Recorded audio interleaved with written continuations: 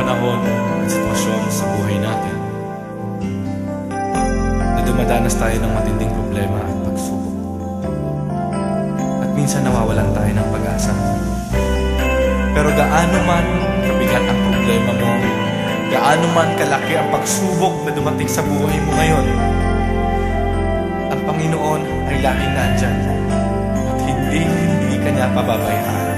Sa buhay ko, ikaw ang bukas.